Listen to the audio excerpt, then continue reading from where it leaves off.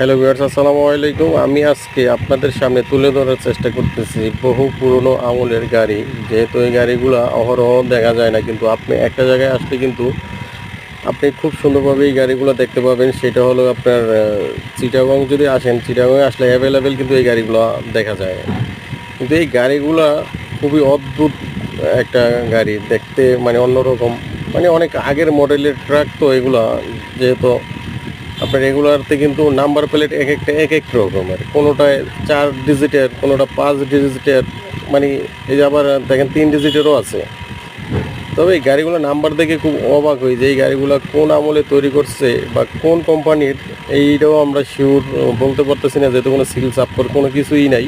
এখন এগুলো আইসার না লিলেন না টাটা না হিনু, সেরকম কোনো সিল চাপ্পর কিচ্ছু নাই। তবে এই গাড়িগুলোর সাথে আমরা তেমন একটা পরিচিত না, যেহেতু আমরা এখন বর্তমান জেনারেশনের, যেহেতু এই গাড়িগুলো আমাদের জন্মের আগে কিন্তু এই গাড়িগুলো বেরিয়েছে, যখন সর্বপ্রথম গাড়িগুলো মানে ট্রাক নামানো হয়। আর এই গাড়িগুলো যারা চালায় তাদেরকে যদি আমি দেখাতে পারতাম, তাহলে তারাও বুঝতে পারতেন যে ওই মানুষগুলো কিন্তু খুব পুরোনো আমলের। আর বর্তমানে এই গাড়িগুলো কিন্তু ইয়াং জেনারেশন কেউ চালাতে চায় না, বিশেষ করে যেহেতু মানে তেমন স্টাইলিশ না। এই কারণে ভিডিওর ভালো লাগলে লাইক